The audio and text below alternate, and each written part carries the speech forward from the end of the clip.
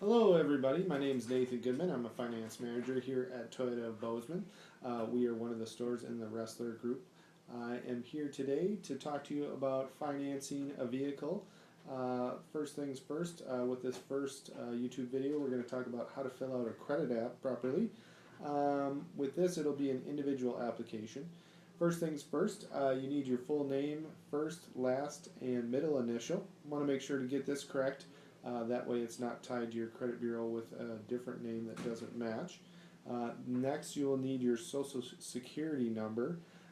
That is important to make sure it matches up with the banks when they pull your credit. Also your date of birth.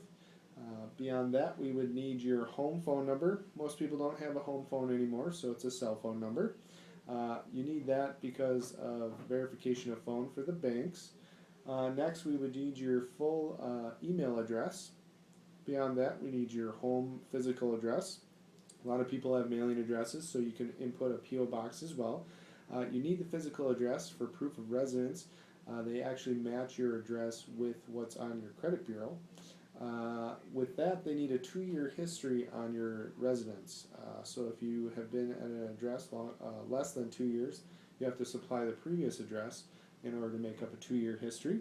Next from there we'll ask you whether or not you rent or own your house. If you rent, we need to know the monthly amount. If you own, we just need your mortgage amount. Next we will ask you your employment status. If you're self-employed, we'll need the name of the company and what you do with the company. If you're a W-2 employee, that means you work for somebody and at the end of the year you get a W-2. We would need the name, address, and phone number of the employer. Beyond that, they ask for your monthly income. This would be the gross monthly income before your taxes are taken out. So if you're a W-2 employee, what you would want to look at is your W-2 gross monthly income off a pay stub usually. Use a 30-day pay stub or the year-to-date. If you're self-employed, you would go by your gross income for the year, divide it by the number of months. So if it's like September, you would divide by 9 months. That will get you your monthly income. Next, they're going to ask you how long have you been at your job. Same with the physical address. If you've been at the address or been at the job less than 2 years, they're going to ask for a 2-year history on employment as well. So you would have to supply previous information.